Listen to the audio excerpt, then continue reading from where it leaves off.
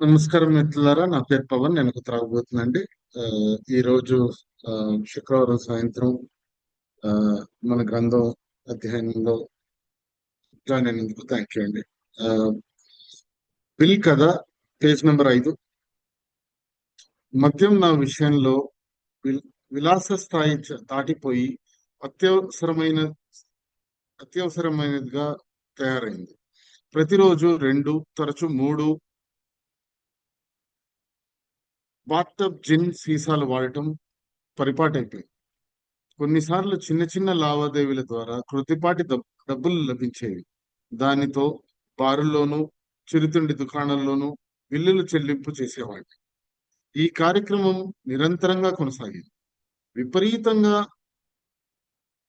వణుకుతున్న శరీరంతో తెల్లవారడానికి బాగా ముందే నేను మేలుకొనటం మొదలైంది. ఉదయం అల్పాహారం తీసుకోవాలంటే ఒక నిండు గ్లాస్ జిన్ను, తర్వాత అరడజన్ బీరు సీసాలు అవసరమయ్యేవి. అయినప్పటికీ పరిస్థితి నా అదుపులో ఉంచుకోగలనన్న విశ్వాసం మాత్రం నాలో ఉండేది. మద్యంలో అప్పుడప్పుడు సోబర్గా ఉన్న సమయాలు ఉన్నాయి. అవి నా వల్ల నా భార్యకున్న ఆశను పునర్జీవింపజేసేవి. షేర్ చేస్తాను.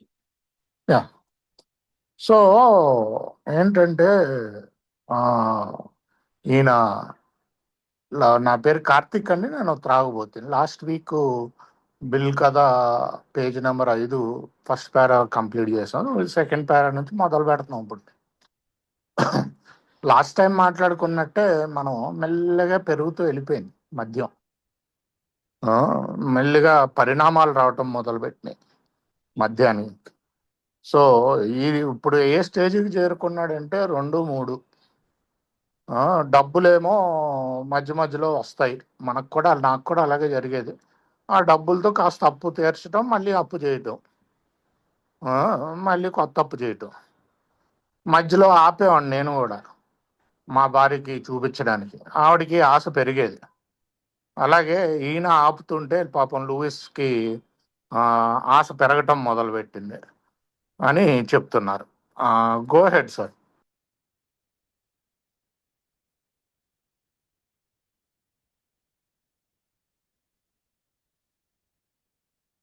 ఆ, రాను రాను పరిస్థితులు మరీ విషమించాయి. ఇల్లు తనఖాలో ఉండటం వలన అప్పుల వాళ్ళు దానిని స్వాధీనపరుచుకున్నారు. మా అత్త మా అత్తగారు చనిపోయారు. నా భార్య, మామగారు జబ్బు పడ్డారు. ఈ సమయంలో నాకు ఒక మంచి వ్యాపార అవకాశం వచ్చింది. 1932వ సంవత్సరానికి షేర్లు అతి తక్కువ ధర పలుకుతున్న సమయం ఇది. వాటిని కొనడానికి ఒక గ్రూపును నేను ఏదో విధంగా తయారు చేశాను. వచ్చే లాభాల్లో తగు మొత్తాన్ని మేము పంచుకోవచ్చు. కానీ నేను విపరీతంగా త్రాగుల్లో మునిపోవడం వల్ల ఆ వచ్చిన మంచి అవకాశం అంతర్ధానం అయిపోయింది. నేను జాగృతమయ్యాను. ఈ త్రాగుడు ఇక ఆపేయాలి. ఒక డ్రింక్ తీసుకోవడం కూడా నాకు ఎక్కువ అని నేను గ్రహించాను. ఇక ఎప్పటికీ నా పని అయిపోయింది. గతంలో నేను ఎన్నో తీపి వాగ్దానాలు చేశాను. కానీ ఈసారి నేను స్థిర చిత్తంతో చేస్తున్న ప్రయత్నాలను నా భార్య ఆనందంతో గమనించింది. నేను నా ప్రయత్నానికి కట్టుబడ్డాను. చేస్తే యా సో ఆయన ఏంటంటే అట్లీస్ట్ బిల్డబ్ల్యూ గ్రహించాడు. ఒక డ్రింక్ కూడా నేను తీసుకోలేను అని, ఆపి తీరాలి అని గ్రహించాడు. నేను ఎప్పటికీ గ్రహించలేదు. రీహాబ్కి వెళ్ళాక రీహాబ్లో నెలకు అర్థమైంది నాకు, మళ్ళీ నేను తాగితే కథ మామూలు అవుతుంది, నేను కొంచెం తాగలేను అన్నది నాకు రీహాబ్కి వెళ్ళాక అర్థమైంది. రీహాబ్ వెళ్ళేటప్పుడు కూడా ఎప్పుడొకప్పుడు తాగేలా చేస్తారేమో నన్ను, కొంచెం కొంచెం తీసుకునేలా అనుకునేవాడిని. కంట్రోల్లో అది కూడా 3 నెలలు ఉంటాం కదా లోపల, 2 నెలల్లో బయటకు వచ్చేసరికి కెపాసిటీ తగ్గిపోద్ది, అప్పుడప్పుడు తాగొచ్చు, ఇంతలాగా అలవాటు అయిపోదు అనుకున్నాను నేను. కాకపోతే ఏంటంటే రీహాబ్లో క్లియర్గా అర్థమైంది నెల తర్వాత, ఇంతకుముందు ఆపి తాగితే ఏమైంది, కథ మొదటికొచ్చింది. సో నాకు అర్థమైంది. ఇప్పుడు మళ్ళీ నేను రీహాబ్ నుంచి బయటకు వెళ్ళి తాగితే కథ మొదటికి వస్తుంది. ఏమి లాభం రీహాబ్లో ఉండి, వేస్ట్ కదా ఈ టైం అంతా. అయినా నేను తాగలేను. అప్పటికే నాకు ఏంటంటే ఆ, రకరకాల భయాలు, పిచ్చులు అన్నీ ముదిరిపోయినాయి. సైకియాట్రిక్ టాబ్లెట్స్తో కూడా తగ్గట్లేదు. సో ఇంక నేను తాగలేను అన్నది అర్థమైంది. కొంచెం కొంచెం కూడా తాగలేను అని అర్థమైంది. సో ఏంటంటే ఇక్కడ బిల్ గారు చూశారు అంటే లాస్ట్లో ఇంకా అవకాశం వచ్చింది ఒకటి మళ్ళీ షేర్ మార్కెట్లో. 10 మందిని కూడబెట్టాడు కూడా. కాకపోతే ఈయన తాగుడు ఎక్కువైపోయి వాళ్ళు వద్దంటారు. ఎందుకంటే మొత్తం అంతా ప్రిపేర్ చేస్తాడు. ప్రిపేర్ చేసిన అదే ముందు రోజు అదే ఇవన్నీ చేసేటప్పుడు వాళ్ళతో పాటు కూర్చుని ఒక పెగ్ అంటూ తాగుతాడు. ఇంకంతే, ఏంటంటే ఫుల్గా తాగేస్తాడు ఆ రోజు. సో వాళ్ళు ఇంకా ఈ రకమైన తాగుడు ఉందంటే వద్దంటారు వాళ్ళు పార్ట్నర్స్. ఈయనతో ఇన్వెస్ట్ చేయమంటారు. నెక్స్ట్ నిజంగా కష్టపడినప్పుడు మా ఆవిడ కూడా అప్రిషియేట్ చేసేది పాప. నిజంగా కష్టపడినా ఫలితం ఉండేది కాదు. అది వచ్చిన ప్రాబ్లం. ఎందుకంటే లాస్ట్కి ఇంతకుముందు వారం ఆపగలిగేవాడిని, లేకపోతే 40 రోజులు అలా ఆపిన రోజు సందర్భాలు ఉన్నాయి. నాకు నేను గట్టిగా అనుకున్నప్పుడు లేకపోతే వారం ఏంటంటే ఆపిన 3 రోజులు కూడా ఆపటం చాలా కష్టంగా ఉండేది. 2-3 రోజులు కూడా ఆపటం చాలా కష్టంగా ఉండేది. ఇంకా పెరుగుతూ వెళ్ళిపోయింది అనమాట. ఇప్పుడు ఈయనకి ఎలా పెరుగుతూ వెళ్ళిపోయిందో. కంటిన్యూ సార్ పవన్ గారు. షేర్ మొదలెట్టానండి. ఆ తర్వాత కొద్ది కాలానికే నేను తిరిగి త్రాగి ఇంటికి వచ్చాను. గొడవంటూ జరిగింది ఏమీ లేదు. కానీ నా గొప్ప దృఢ సంకల్పం ఏమైంది? నాకేమీ తెలియని పరిస్థితి. నా సంకల్పం నా మనసు తట్టనే నా మనసుకు తట్టనే తట్టలేదు. ఎవరో డ్రింకును నా ముందు తోశారు. నేను దానికి తీసుకున్నానంతే. నాకేమన్నా మతి భ్రమించిందా? జరగబోయే దానిని గురించి ఏ కొద్దిపాటి ఆలోచన లేకపోవడం మతి భ్రమించడానికి దగ్గరగా వచ్చేశామని ఆశ్చర్యపడ్డాను.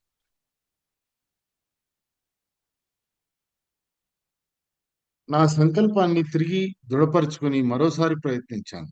అలా కొంతకాలం గడిచింది. నమ్మకం స్థానంలో మితిమీరిన ఆత్మవిశ్వాసం చోటు చేసుకోవడం ప్రారంభించింది. జిన్ ఫ్యాక్టరీలను చూసి నేను నవ్వుకోగలను. అందుకు ఏది అవసరమో ఆ సంకల్పాన్ని నేను ఇప్పుడు కలిగి ఉన్నాను. ఒకరోజు ఫోన్ చేయడానికి కేఫ్లోకి వెళ్ళాను. కొద్దిసేపటికి అది ఎలా జరిగిందా అని నన్ను నేను ప్రశ్నించుకుంటూ బారు బల్లను బాదుతున్నాను. విస్కీ మత్తులో తలకెక్కుతున్న కొలది విస్కీ మత్తు తలకెక్కుతున్న కొలది తరువాతసారి జాగ్రత్తగా సంభాళించుకోవచ్చు. ఈసారికి మాత్రం గట్టిగా తాగేద్దామని నాకు నేను సర్ది చెప్పుకొని తాగేశాను. మర్నాటి ఉదయం ఓకే. సో ఏంటి దీని తెలియకుండా తాగేశాడు బిల్లు ఈసారి. సో ఏంటి మళ్ళీ ప్రయత్నం చేస్తున్నాడు. ఒక రోజు ఫెయిల్ అయ్యి ఇంటికి వచ్చాడు. ఇంటికి వస్తే గొడవ ఏం జరగలేదు కానీ లూయిస్ తోటి. కాకపోతే ఆయనే ప్రశ్నించుకున్నాడు, ఏమైంది నా సంకల్పం అని. మళ్ళీ ప్రయత్నించినప్పుడు ఈసారి మీరు చూసారా, అహంకారం పెరుగుతుంది బిల్లుకి. జిన్ను మిల్లుని చూసి నవ్వుతున్నాడు. ఇది ఏలో కూడా జరుగుద్దండి. నేను ఆపేశాను చల్. ఎస్పెషలీ నాకు ఎప్పుడు జరిగిందంటే, నాకు స్టార్టింగ్ నుంచి తెలుసులే దేవుడి దయతోటి ఆపానని నా అనుభవంలో. కాకపోతే నేను సిగరెట్ మానేసినప్పుడు ఒకసారి 4 నెలలు, ఒకసారి 2 నెలలు మానాను. అహంకారం పెరిగిపోయేది నేను చేస్తున్నాను అని. అంటే మనం ఓవర్ కాన్ఫిడెన్స్ పెరిగిపోద్ది, అహంకారం పెరిగిపోద్ది. సో అహంకారం పెరిగి ఏంటంటే నేను కూడా ఏదో అది నాకు వేరే రూపాల్లో వస్తుంది బయటికి, జనాల మీద వేరే వేరే రూపాల్లో వస్తుంది అహంకారం బయటికి. సో అలాగే ఈయన కూడా ఏంటి తెలియకుండా తెలియకుండా అదే తాగేస్తాడు. ఇప్పుడు ఈసారి బార్కి వెళ్ళినప్పుడు ఎవరో గ్లాసు ఇలా దోస్తారు, తక్కువ మంది తాగేస్తారు. నాకు అయింది ఇలా అనుభవం. ఏంటంటే అలా కాదులే, రికవరీలో ఒకసారి అయింది. తెలియకుండా దాంట్లో మందు ఉందా లేదా అని అడగకుండా నేను తాగిన సందర్భం ఉంది. సో అది నా మొదటి సంవత్సరంలో అన్నమాట.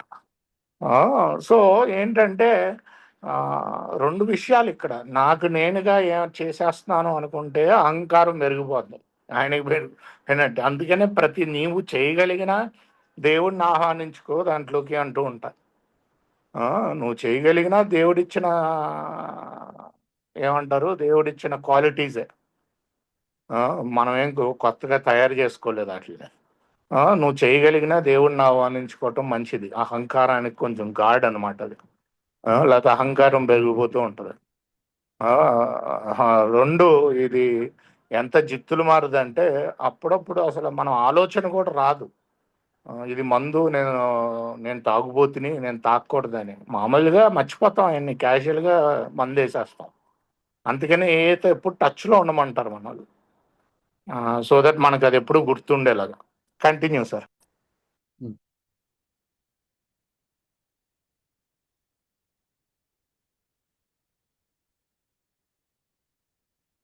మర్నాటి ఉదయం కలిగిన పశ్చాత్తాపం, నిరాశ, భయం ఎప్పటికీ మరువలేను. ఇంకా పోరాటం చేసే ధైర్యం నాలో లేదు. నా ఆలోచనలు అడ్డు అదుపు లేకుండా ఆ, పరుగులు తీశాయి. ఏదో ఘోర విపత్తు సంబంధించబోతోందని నా మనసు తీవ్రంగా శంకించింది. ఇంకా పూర్తిగా తెల్లవారకపోవటంతో నేను స్పృహ తప్పి పడిపోయి పొద్దున్నే వెళ్తే ఏ రవాణా వాహనం కిందో పడిపోతానన్న భయంతో రోడ్డును దాటే సాహసం కూడా చేయలేకపోయాను. తెల్లవార్లు తెరిచి ఉండే ఒక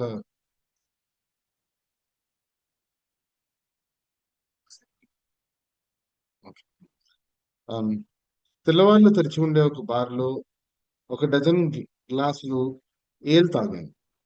గిజగిజలాడుతున్న నా నరాల చివరకు నెమ్మదించాయి. ఉదయపు వార్తాపత్రిక షేర్ మార్కెట్ పూర్తిగా నాశనం అయిపోయిందంటూ వార్తను అందించింది. అలాగనే నేనును, మార్కెట్ ఎప్పటికైనా కోలుకోవచ్చు, కానీ నేను కోలుకోలేదు. ఈ ఆలోచనలు బాగా బాధ కలిగించింది.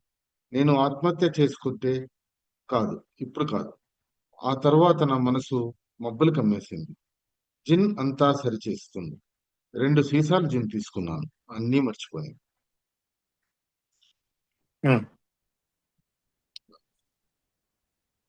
ఓకే, మనిషి కంటిన్యూ సార్, కంటిన్యూ. మనిషి మెదడు, శరీరం నన్ను అమోఘమైన పేర అయింది కదా, నేను చెప్తాను. ఎవరి పేర కాదు. సో ఈ పాపం లాస్ట్ లో నాకే జాలిగా ఉంది. ఏంటంటే నా నాకు రోజు ఏడుపు వచ్చేసింది. సారీ. నాకు కూడా లాస్ట్ లో ఇదే పరిస్థితి. అబ్బా, ఏది అనుకున్నట్టు అవో. మార్కెట్ మళ్ళీ కూలిపోయిందంట. కాకపోతే మార్కెట్ అంటే స్టాక్ మార్కెట్, అది మళ్ళీ కోలుకోవచ్చు తప్ప నేను మటుకు కోలుకోలేను. అది నా పరిస్థితి. సో మార్కెట్ అంటే స్టాక్ మార్కెట్ మళ్ళీ కోలుకుంటుంది కానీ నేను కోలుకోలేను అనుకుంటున్నాడు. అంటే పూర్తి నిరాశా స్థితికి వచ్చేసాడు ఇంకా బిల్డబ్ల్యూ కూడా. ఇంకెలాగంటే రోడ్డు దాటడానికి భయపడుతున్నాడు. సో మళ్ళీ 5 బియర్లు కొట్టేయాల్సి వస్తుంది గజగజ వణికే చేతుల్ని ఆపడానికి. మళ్ళీ 2 బాటిళ్ళు జిన్ను, దాని తర్వాత ఏంటి, అప్పుడప్పుడు 2 బాటిళ్ళు జిన్ను తాగితే తప్ప రోజు స్టార్ట్ అవ్వట్లేదు. మళ్ళీ మొత్తం బాధ మర్చిపోవడానికి తాగుతాం అనుకుంటాం కానీ తాగాక కూడా బాధ గుర్తుండేది నాకు. కాస్త ఏడుస్తూ తాగిన రోజులు ఉన్నాయి లాస్ట్లో. సో బాధ మర్చిపోవడానికి ఒకవేళ కాస్త మర్చిపోయినా, కొంచెం నమ్ ఫీలింగ్ వచ్చినా మళ్ళీ అది దిగిపోయాక డబుల్ పశ్చాత్తాపం. సో చివరి స్టేజ్లకు వస్తున్నాడు అనమాట ఇప్పుడు. కంటిన్యూ. మనిషి మెదడు, శరీరం అమోఘమైన యంత్రాలు లాంటివి. అందువల్లనే అవి నా మధ్యం అవి నా వ్యధను ఇంకో 2 ఏళ్లు భరించాయి. ఉదయం భయాందోళనలు, అయోమయం నాలో తాండవమాడి తాండవమాడినప్పుడు కొన్నిసార్లు కొద్దిపాటి డబ్బున్న నా భార్య పర్సు నుండి దొంగిలించేవాడు. నైనందులకు నన్ను నేను నిందించుకుంటూ తెరచి ఉంచిన కిటికీ ముందనంలో విషయమున్న మందుల బీరువా మందనంలో తల తిరుగుతూ ఊగుతూ ఉండేవాడిని. ఈ పరిస్థితి నుండి తప్పించుకోవడానికి నేను నా భార్య నగరం నుండి వెళ్ళే ప్రాంతానికి పల్లె ప్రాంతం నుండి నగరానికి తిరుగుతూ ఉండేవాళ్ళం. ఒక రాత్రి నేను శారీరకంగా, మానసికంగా ఎంతో నరకం అనుభవించానంటే కిటికీలోకి కిటికీలోంచి చట్రంతో సహా క్రింద దూకేస్తానేమో అని భయపడ్డాను. ఎలాగోలా నా పరువును కింది నా బరువును నా పరువును కింది అంతస్తుకు ఈడ్చుకుపోయాను. లేకపోతే నేను పైనుండి దూకేసి ఉండేవాడిని.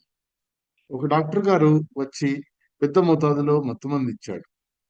మర్నాడు చూస్తే ఆ మత్తుమందుతో పాటు జిన్ కలిపి తాగుతున్నారు. ఈ రెంటి కలయిక నన్ను త్వరగా అధఃపాతాళానికి నెట్టివేసింది. నా మానసిక పరిస్థితి గురించి అందరూ చాలా భయపడ్డారు. ఆగండి నాకు సార్. తారకి ఆగడం ట్రై చేద్దాం. సెంటెన్స్ అయితే అయిపోయింది. ఒక సెంటెన్స్ అయితే ఓకే. అయిపోయింది. భయపడ్డారు. నాకు భయం వేసింది. త్రాగుతున్నంతసేపు కొద్దిగానో లేక అసలేమీ తినలేకపోయేవాడిని. దాంతో నా బరువు ఉండవలసిన దానిలో కంటే 40 పౌండ్లు తక్కువగా ఉంది. సో ఏంటి అంటే ఇప్పుడు ఈయన చూసారంటే ఇంకా ఆల్మోస్ట్ డెరీరియం ట్రెమర్స్ లా అనమాట ఈ కొనుక్కోండి. కిటికీలో అదే బేసిక్గా కిటికీలోంచి దూకేస్తాను అని అనిపించడం ఇవన్నీ నిజంగా జరగవు. ఇలాంటి ఆ భయాల్లో అలా అనిపిస్తుంది. సో మీరు ఇక్కడ ఒక ముఖ్యమైన విషయం ఏంటంటే దాని తర్వాత మెల్లిగా ఏదో విధంగా కిందకి రావటం ఇవన్నీ మెల్లిగా ఏదో ప్రయత్నాల్లో ఇది చేస్తున్నాడు. మన మైండ్ని మన శరీరం చాలా గొప్ప యంత్రాలు. ఆయనకి ఇలాంటి టార్చర్ 2 ఏళ్ళు తట్టుకున్నది, నాకు 6 ఏళ్ళు తట్టుకుంది.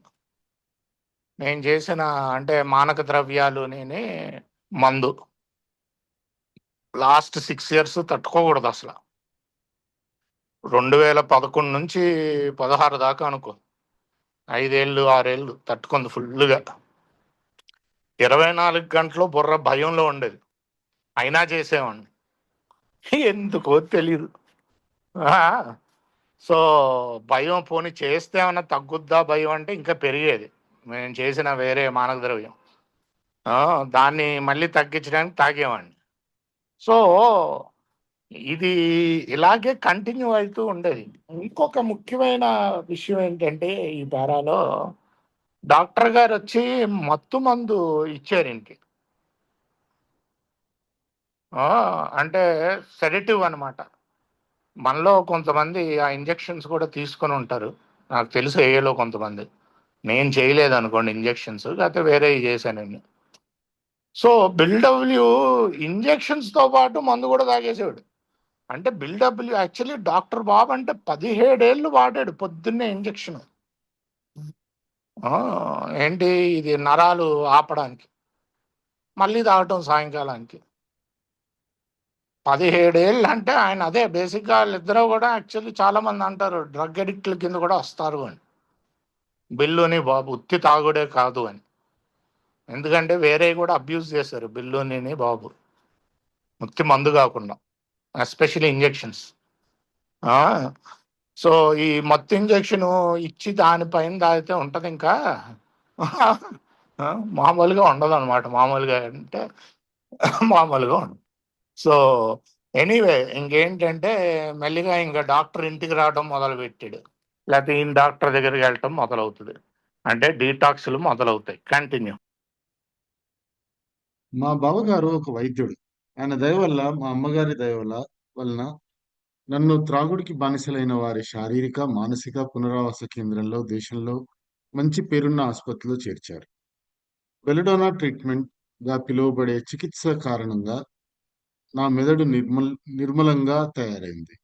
హైడ్రోథెరపీతో పాటు కొద్దిపాటి వ్యాయామం కూడా నాకెంతో ఉపయోగపడింది. ఒక్క అన్నిటికన్నా నిమిషం గొప్ప ఉండండి సార్. సో బెలడోనా ట్రీట్మెంట్ అనేది ఒక ట్రీట్మెంట్ ఉండే సార్, కొంచెం నాటు ట్రీట్మెంట్ అనమాట, అంటే డీటాక్స్ బేసిక్ గా. ఆ, అది కూడా హాస్పిటల్ సెట్టింగ్ లో చేయాలి. అందుకనే కొత్తల్లో ఏఏలో హాస్పిటల్ కంటే ఎక్కువ డాక్టర్ బాబు ఇంటికి వచ్చేవారు. లేకపోతే ఇక్కడ బిల్డబ్ల్యూ ఇంటికో వస్తే వాళ్ళు రకరకాల కషాయాలు, కొంతమందికి అంటే ఫస్ట్ 3 రోజులు కూడా మందు కొంచెం కొంచెం టేపరింగ్ ఆఫ్ చేసేవారు అనమాట. ఈ బెలడోనా ట్రీట్మెంట్ అది మరి ఇళ్లలో కుదరదు కాబట్టి ఇంకోటి హైడ్రోథెరపీ అని ఇంకోటి చేస్తారు. బాగా చల్ల నీళ్ళలో కూర్చోబెడతారు తీసుకెళ్ళి, చల్లి వేడి రెండు ఏదో ఇలా ఆల్టర్నేట్ చేస్తారు అనుకుంటా. ఆ, కాదన్నా, ఆ, అది పైపులతో కొడతారు మధ్యలో నిలబెట్టి. ఏది హైడ్రోజర్. ఆ, అదే వాటర్ బేసిక్గా అంతే కదా. ఫుల్ వాటర్ తో కొడతారు. సో వాటర్ ట్రీట్మెంట్లు అనమాట. ఇవన్నీ కాకుండా మన వాళ్ళు కొంచెం కొత్త మిత్రులకి వేరే కషాయాలు అలాంటివి ఇచ్చేవాడు డాక్టర్ బాబు ఎక్కువ. సో నేను అందుకనే ఆపమన్నాను. ఇప్పుడు ఈ రోజు అనుకోండి మన అదృష్టం చూడండి, టక్కమని వెళ్తున్నాం హాస్పిటల్లో సెలైన్లు ఎక్కెత్తున్నారు, 3 రోజులు మళ్ళీ బయటకు వచ్చి తాగేస్తాం, ఫ్రెష్ అయిపోతాయి ఇమ్మీడియట్లు. ఆ రోజుల్లో డీటాక్స్ కూడా అంత ఈజీ ఏం కాదు, కొంచెం టార్చర్తో కూడిన వ్యాపారం డీటాక్స్. సో మనం సైన్స్ కూడా ప్రోగ్రెస్ అయినందుకు సంతోషించాలో లేకపోతే బాధపడాలో తెలియదు, కానీ అయ్యింది. కంటిన్యూ.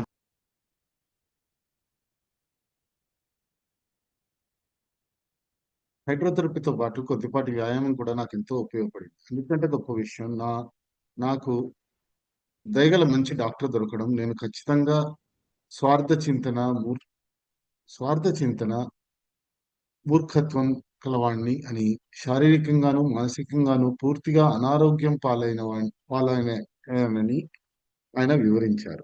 ఒక్క నిమిషం సార్. తాగుబోతు సో ఇక్కడ కూడా ఈ పారాలో సైకోథెరపీ అన్నాడు.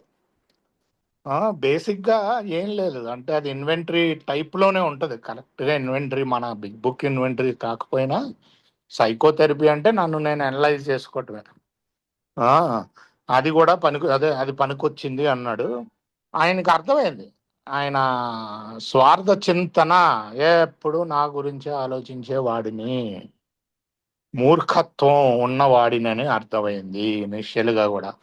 అర్థమైనా ఏం లాభం, ఆధ్యాత్మికంగా వెళ్ళకపోతే అది పోదు, అది తగ్గదు. అది అక్కడ పాయింట్. పాపం కాతే అంటే మనకి ముందే ఈ మోరల్ సైకాలజీ కానీ లేకపోతే ఇలా సైకోథెరపీ, సైకో అనాలిసిస్ ఇవన్నీ చేసేవారు.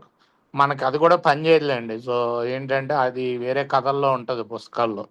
అవన్నీ ట్రై చేసిన వాళ్ళు చాలామందికి పనిచేయదు అది మనలో. ఏంటంటే సైకో అనాలిసిస్లు, సైకియాట్రిస్టులు కొంత మేరకు ఏతో పాటు చేస్తే పనిచేస్తుందేమో, కానీ అది ఒక్కటే మటుకు నా అనుభవంలో కానీ నేను చూసిన వాళ్ళలో కానీ కొంచెం కష్టం మందు ఆపించడం వాటితో.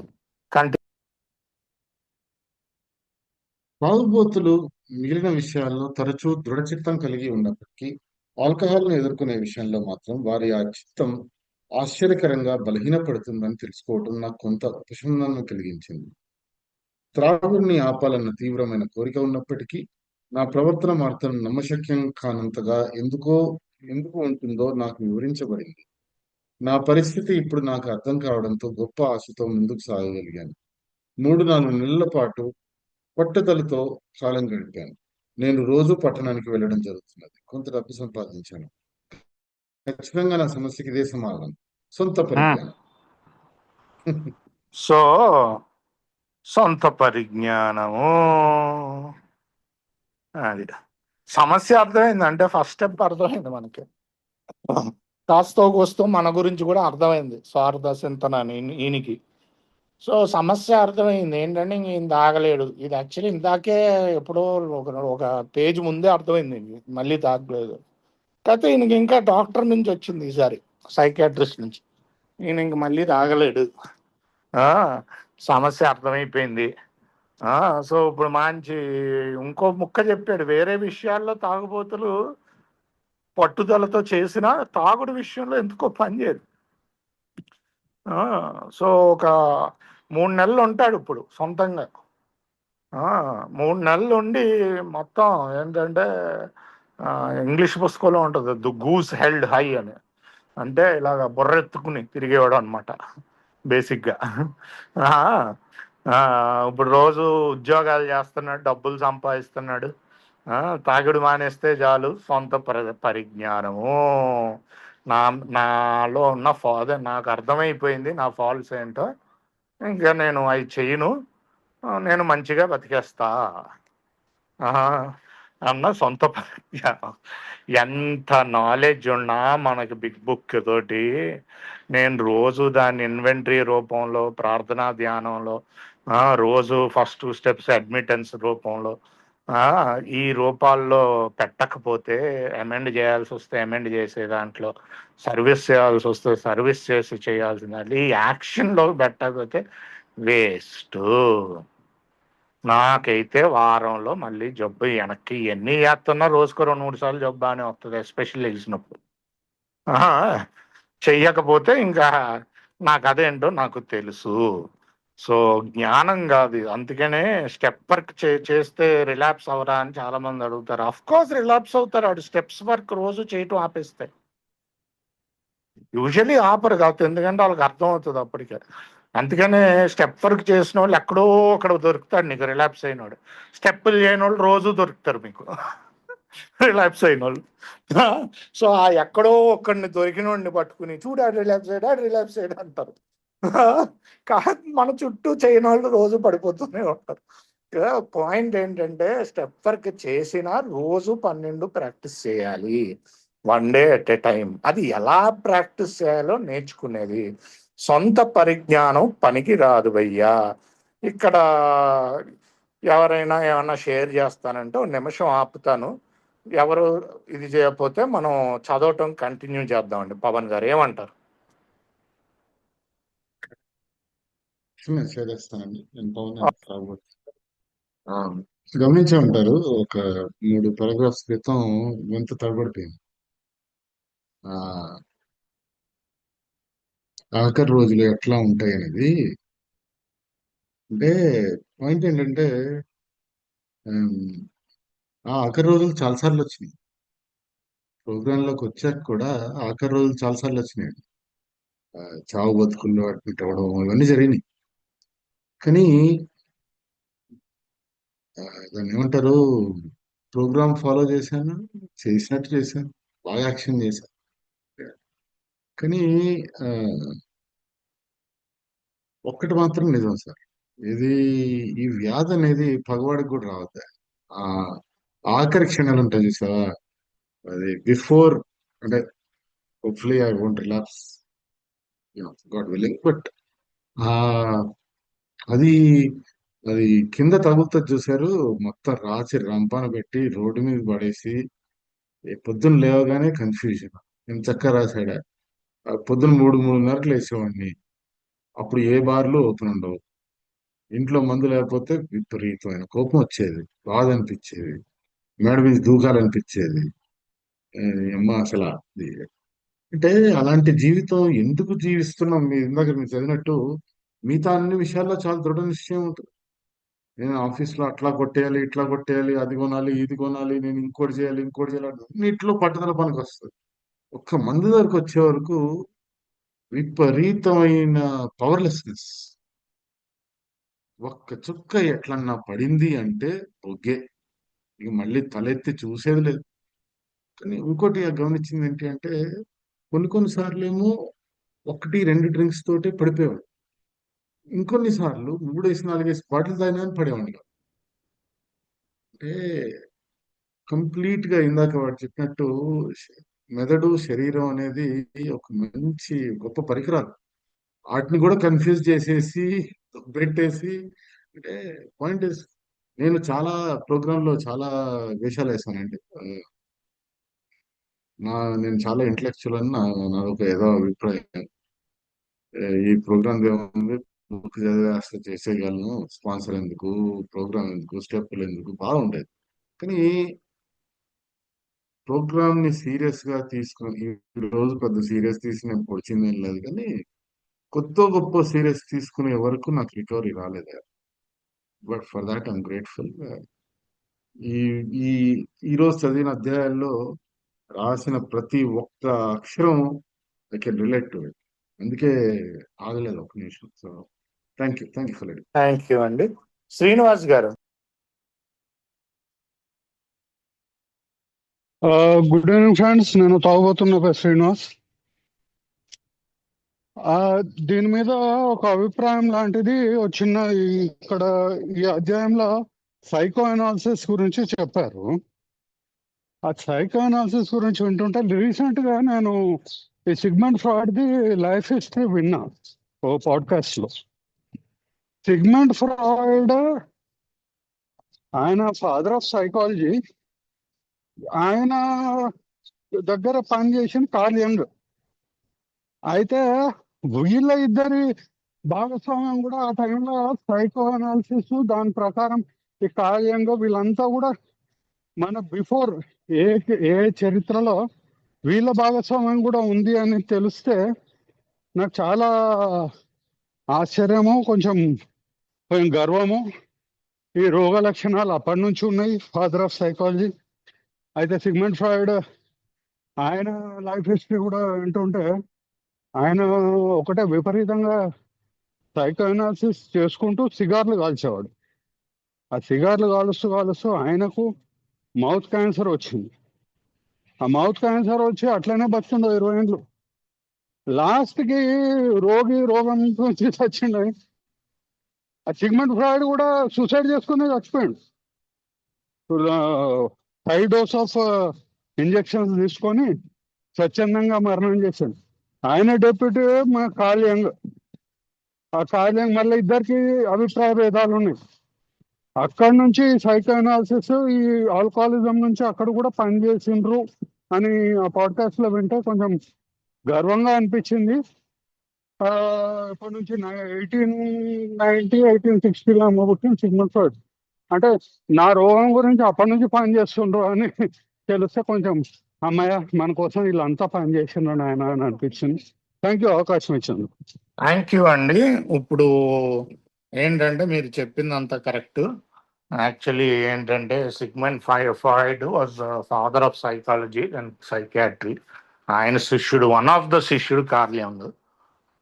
సైకో అనాలిసిస్ ఇవన్నీ కూడా ఆ రోజుల్లో చేసేవారు. కథ ఏంటంటే అదే సొంత పరిజ్ఞానం మనకి ఎందుకు పనికి రాదు, ఎంత అనలైజ్ చేస్తే ఏమి లాభం, లాస్ట్కి సూసైడ్తో చచ్చిపోయాడు.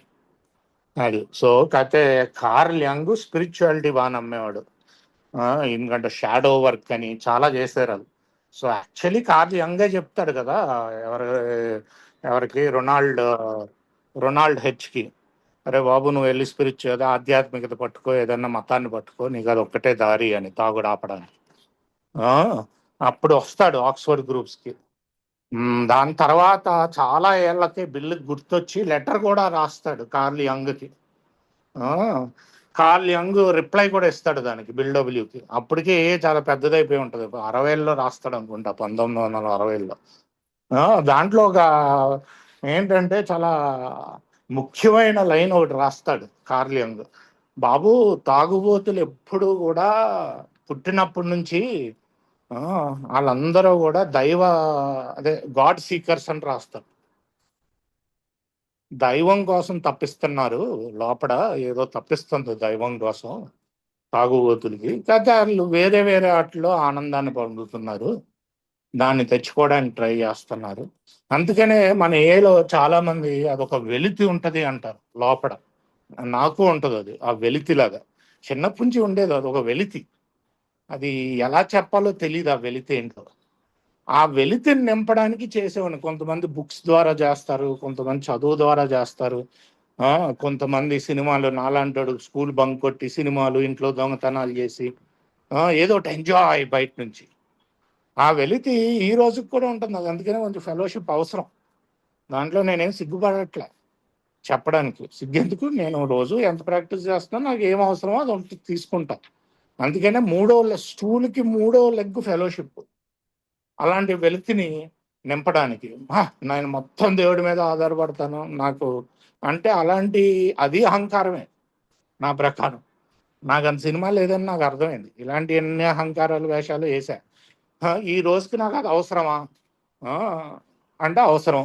అదేమీ చెడు కాదు కదా, చెడు కాదు, ఓకే చేసుకో. దేవుడి దగ్గరికి వెళ్తాను, ఇలాగా బయట నుంచి కూడా ఎంజాయ్మెంట్ కూడా. అందుకనే బిగ్ బుక్లో రాశారు, యూ హ్యావ్ టు ఎంజాయ్. ఖచ్చితంగా దేవుడు నువ్వు ఆనందంగా ఉండాలని అనుకుంటున్నాడు. వి ఇన్సిస్ట్ యూ ఎంజాయ్ లైఫ్ అంటారు. సో అదొకటి గుర్తొచ్చింది మీరు చెప్తుండే.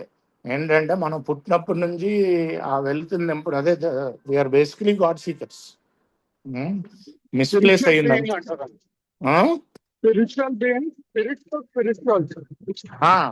అది వేరు. అది అంటే నేను చెప్పిన సెంటెన్స్ వేరు, మీరు చెప్పింది వేరు. కాకపోతే రెండు రైటే. మీరు చెప్పింది ఏంటంటే ఒక స్పిరిటస్ అదేదో ఉంటుంది లాటిన్ది వర్డ్ నింపుతున్నాం అని చెప్పి. కాకపోతే ఇది ఒకసారి చూడండి, మీకు ఆన్లైన్ కూడా దొరుకుతుంది. కార్ల్ యంగ్ లెటర్ టు బిల్డబ్ల్యూ అని ఏ లిటరేచర్లో ఉంటుంది. అది ఏ అప్రూవ్డ్ లిటరేచర్లోనే ఉంటుంది. సో థ్యాంక్ యూ అండి శ్రీనివాస్ గారు. ఇదేమీ ఏంటంటే ప్రాబ్లం ఎప్పటి నుంచో తెలుసు చాలా మందికి, సొల్యూషన్ లేదు. సొల్యూషన్ ఆక్స్ఫర్డ్ గ్రూప్ నుంచి వచ్చింది, దేవుడు ఇచ్చాడు మనకు సొల్యూషన్. అది అంతా కూడా మనం చూస్తే చాలా విచిత్రంగా కలుస్తాయి. అసలు ఎలా వచ్చిందో అనుకుంటాం. అంతా కనిపిస్తుంది అక్కడ ఏంటంటే ఖచ్చితంగా దైవేచ్ఛతో వచ్చింది అని చెప్పి. కంటిన్యూ ప్రసాద్ గారు, తిరుమల ప్రసాద్ గారు చెయ్యెత్తారు. గుడ్ ఈవినింగ్ ఫ్రెండ్స్, నా పేరు తిరుమల ప్రసాద్, నేను తాగబోతుని. ఈ రోజు చదివిన పేరాలో దాదాపు లాస్ట్ టైం నేను స్టెప్ అప్ మొదలు పెట్టినప్పుడు స్పాన్సర్ తో చదివినప్పుడు అక్కడ పక్కన రాస్తుంది అనమాట ఈ స్టోరీలో. కొన్ని చోట్ల ఇప్పుడు చదువుతుంటే నవ్వు, ఇంకొన్ని చోట్ల బాధ, ఇంకొన్ని చోట్ల పిచ్చితనం, ఇవన్నీ కనిపించినాయి. సో దాంట్లో వచ్చేసి ఒకటి పరిస్థితిని నా అదుపులో ఉంచుకోగలన్న విశ్వాసం మాత్రం నాలో ఉండేది. మధ్యలో అప్పుడప్పుడు సోబర్ గా ఉన్న సమయాలు ఉన్నవి. అవి నా పట్ల నా భార్యకున్న ఆశను పునర్జీవించేవి. దాదాపు 2015 నుంచి 2022 నేను ఏకి వచ్చాను. ఈ క్రమంలో నేను మాల వేసుకునేటప్పుడు అయ్యప్ప స్వామి మాల, హనుమాన్ మాల 41 days 74 days ఉండేది. అప్పుడు తను అనుకునేది అనమాట, నాతో చాలా చెప్పింది, అరే ఈసారైనా నువ్వు మానతావేమో, మాలో ఉన్నప్పుడు బాగా హ్యాపీగా కొంచెం ప్రశాంతంగా ఉండేటోని, గొడవలు లేకుండా ఉండేది, తాగుడు లేకుండా ఉండేది, ఇంట్లో కనీసం కూర్చేటోని. బట్ తిరిగి మళ్ళా తాగడం. అట్లా ఈ స్టెప్ అయిపోయిన తర్వాత 2007 లో ఆ సమయంలో నాకు ఒక మంచి వ్యాపార అవకాశం వచ్చింది. 17 మంజుశ్రీ అని చెప్పేసి ఆర్గనైజేషన్ లో 17, 18, 19 నా లాంటోడు ఇక ఆకాశంలో ప్రపంచంలో లేడు. ఇక ఫ్లైట్లు ఎక్కుతున్నా దిగుతున్నా, నేను ఒక కార్ డ్రైవర్ గా పనిచేసిన నా కోసం డ్రైవర్ గా పెట్టుకున్నారు. ఇక నేను ఎక్కడో ఉందనమాట. ఇక దాంట్లో వచ్చే ప్యాకేజ్ అది అసలు నా అహంకారానికి అద్దు లేకుండా పోయినాయి. అట్లా తిరిగి మళ్ళీ ఒక 3 సంవత్సరాల తర్వాత ఆ కంపెనీ నుంచి లాక్డౌన్ దగ్గర ఉన్నప్పుడు టర్మినేషన్ తీసి పడేస్తున్నాను. ఆ బాధ, ఆ రిజైన్మెంట్ తోటి మళ్ళీ మొదలు పెట్టేసరికి ఆ టైంకి చాలా చివరి స్టేజ్ లోకి వచ్చినప్పుడు దొరికింది. ఇక అంటే తర్వాత పేరాలో ఆ తర్వాత కొద్ది కాలానికి నేను తిరిగి త్రాగింటికి వచ్చాను. గొడవ అంటూ ఏమి జరిగింది లేదు. నా గొప్ప దృఢ సంకల్పం ఏమైంది, నాకేమీ తెలియని పరిస్థితి, నా మనసు తట్టలేదు. ఎవరో నా డ్రింక్ ఈ పేరాకు ముందు నేను జాగృతమయ్యాను, ఈ త్రాగుడు ఇక ఆపేయాలి, ఒక్క డ్రింక్ కూడా తీసుకోవడం కూడా నాకు ఎక్కువ నేను గ్రహించానని చెప్పేసి ఒక మెసేజ్ పెట్టి పంపించాను 12:30కి. ఎన్నో రాత్రులు, ఎన్నో నైట్లు పర్సులోకి వెళ్ళి డబ్బులు కొట్టేసి పాప పట్టీలు గిరి పెట్టుకొని తాగే రోజులు, ఆ నరాల నిస్సతోటి చేతులు వణుకుతూ, బ్రాండ్ ఏదో తెలియదు, టాయిలెట్ ప్లేస్ లో కూర్చొని ఇట్లా వణుకుతూ తాగిన రోజులు. అవి ఓపిక లేదు, బాత్రూమ్ ని వెళ్ళాలంటే గోడను పట్టుకొని పాక్కుంటూ వెళ్తున్న రోజులు.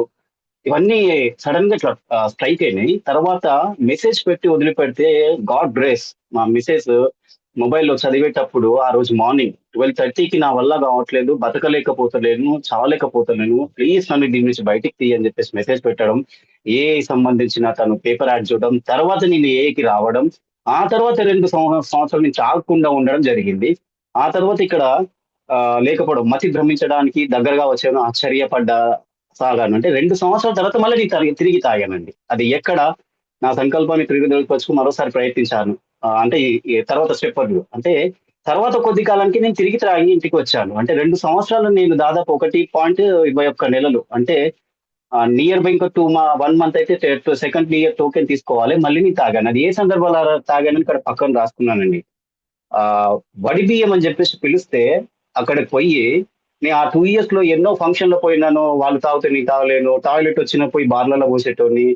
కానీ అక్కడ ఏమైంది తెలీదు. వడి బియ్యం నింపిర్రు. వాళ్ళు డ్రింక్స్ పెట్టుకున్నారు. అక్కడ స్కాచ్ బాటిల్ ఫిజ్జికల్ తీసుకున్నారు. ఆ చేతిలో ఇట్లా పట్టుకున్న చిన్న పిల్లని పట్టుకున్నట్టు. ఈ బ్రాండ్ నేను తాగలేదు. 18 years old brand. Online meeting on చేసినా, సబ్‌స్టిట్యూట్‌గా దాన్ని క్లోజ్ చేసినా, నాకు అనేది నాకొకటి ఉంది కదా! ఇప్పుడు నేను తాగేద్దాం. ఎన్ని విశ్వ ప్రయత్నాలు చేసి ఈడికొచ్చా, మళ్ళీ ఈడికొచ్చిన తర్వాత ఇదేం పిచ్చితనమో తెలియదు నాకు. మతి భ్రమించడానికి అక్కడ కింద రాసిపెట్టిన ఏ కొద్దిపాటి ఆలోచన లేకపోవడం, మతి భ్రమించడానికి దగ్గరగా వచ్చానని నేను ఆశ్చర్యపడసాగాను. ఆ రోజు తాగి తెల్లారి పిచ్చోడినయిపోయినా. ఏంది ఇది అని. మళ్ళీ 1 45 minute. డేస్ దాకా మళ్ళీ తిరిగేదాన్ని. ఓకే. ఓకే భయ్యా. మళ్ళీ 45 డేస్ దాకా నేను తాగలేదు. మళ్ళీ ఏదో కంపెనీలో నా బాస్ పిలిచి ప్యాకేజ్ పెంచి ఇచ్చిండని చెప్పేసి మళ్ళీ 45 డేస్‌కి తాగేసా. మళ్ళీ 10 డేస్‌కే మళ్ళీ నా భార్య పైన రిజైన్‌మెంట్ తోటి తాగా. ఆ తర్వాత పీసీ రావు అని నా ఫ్రెండ్ ఒకడు పక్కన రాసుకున్నాడు. తను చెప్పిర్రు అంతా చెప్పిన తర్వాత నా వల్ల కావట్లేదు. ఇందాక మిత్రుడు చెప్పినట్టు నా సెల్ఫ్ ఫీల్‌లో ఏ కొద్దిపాటి నడిపినా నా జీవితంలో ఏమైతదనేది నేను ఏకొచ్చిన తర్వాత కంప్లీట్‌గా అనుభవించిందండి. ఆ తర్వాత స్టెప్ మార్క్ మొదలు పెట్టడము ఇప్పటికి కూడా అది నా దాంట్లో నా వెళ్ళుందా లేదా అని నాకు తెలీదు. సరే పూర్తిగా శరణాగతి అంటారు ఒక పదంలో చెప్పాలంటే. అది ఒప్పుకున్న తర్వాతనే 12 సోపానాల కార్యాచరణ అనేది నా విషయంలో గాడ్ గ్రేస్ అండి. ఆయన చేపిస్తున్నాడని చెప్పేసి నా మనస్ఫూర్తిగా ఆశిస్తాను తప్ప దీంట్లో ఒక 0.1% నేను చేస్తున్నా అనేది మాత్రం పెట్టుకోనండి. థ్యాంక్ యూ అండి అవకాశం ఇచ్చినందుకు. థ్యాంక్ యూ అండి తిరుమల ప్రసాద్ గారు. శంకర్ గారు చెయ్యెత్తారు సార్. ప్రశ్న షేరింగ్? Sharing sir. ఓకే, చేయండి సార్. నేను తాగబోతున్నా. నా పేరు శంకర్ నారాయణ.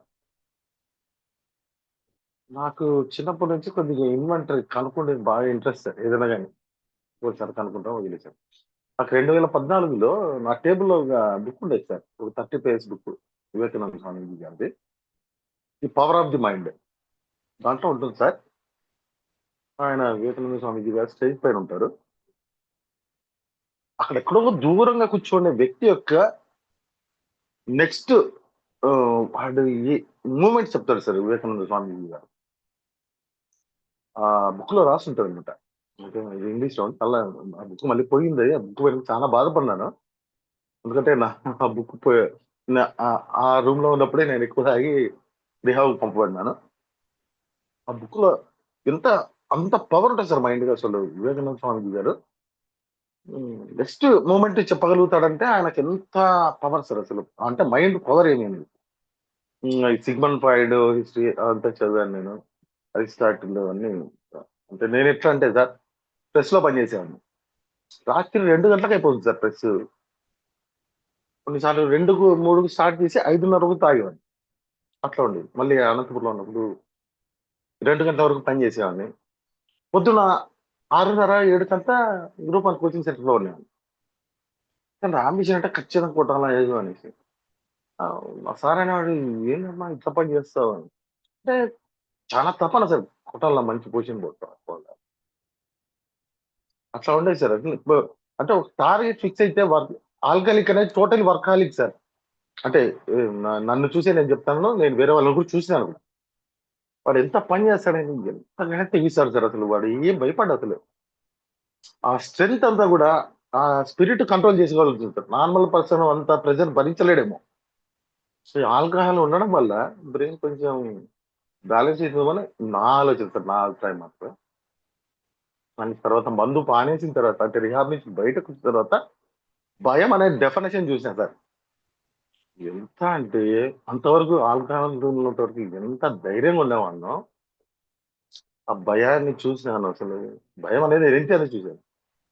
తర్వాత లక్కీగా ఫెలోషిప్ లో ఉండే మెంబర్స్ నన్ను కనుక్కొని ప్రతి ఒక్కరు చేయండి తెచ్చడం వల్ల దేవుని దయ వల్ల దయగల స్పాన్సర్ గారు దొరకడం వల్ల ఆయన తర్వాత ఒక డాక్టర్ని సజెస్ట్ చేయడం వల్ల మెల్లిమెల్లిగా సొసైటీలో కొనసాగుతున్నాను సార్. ఎనీహౌ అంతా అంటారు కదా సార్, కొంతమంది కర్స్ అంటారు, కొంతమంది ఉమ్, అదే ఇవి అది రాకూడదు అంటారు. కానీ అదేంటో కానీ కొంచెం మిరాకిల్ లైఫ్ సార్ అసలు. ఇప్పుడు ఈచ్ అండ్ ఎవరి టైం కొత్తదాగా ఉంటుంది సార్, చాలా బాగుంటది. నాకైతే మాత్రం బాగుంది సార్. గోయింగ్ కూల్ నడుస్తున్నాం sir. Thank you sir. Thank you అండి. యాక్చువల్లీ మనం బాధపడేటప్పుడు ఇది ఒక కర్స్ అనిపిస్తుంది, ఆ బాధ నుంచి బయటకు వచ్చాక ఇది ఒక మిరకిల్ అనిపిస్తుంది. కాకపోతే ఈరోజు మొత్తం అంతా కలుపుకుని చెప్పాలంటే ఒక విధంగా అదృష్టవంతుని దేవుడిని పరిచయం చేసింది, దేవుడి దగ్గరికి లాక్కుంటూ వెళ్తుంది. సో దానికంటే అదృష్టం ఇంకోటి లేదు అని నాకు అనిపిస్తుంది. ఓకే పవన్ గారు, మీ స్క్రీన్ షేర్లో ఉంది సార్, మీరు చేసే కనిపిస్తున్నాయి. యా, నెక్స్ట్ ఏంటంటే ఎవరికైనా ప్రశ్నలు ఉన్నాయండి? లేకపోతే ఎవరైనా ఈ రోజు చదివిన దాని మీద షేరింగ్ చేస్తారా?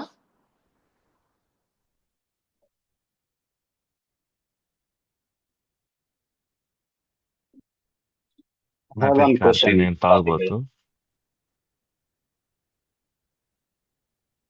ఎవరండి? కార్తీక్ అండి. కార్తీక్ గారు, కార్తీక్ కాలింగ్ కార్తీక్. ఎలా ఉన్నావు? ఆస్ట్రేలియాలో ఉన్నావు భయ్యా? అవును భయ్యా, బాగున్నాను. మీరు బాగున్నారా? బాగానే ఉన్నా భయ్యా, కంటిన్యూ. ప్రశ్న, నా పేరు కార్తీక్, నేను తాగుబోతు. ఇప్పుడు ఈ బిల్ స్టోరీ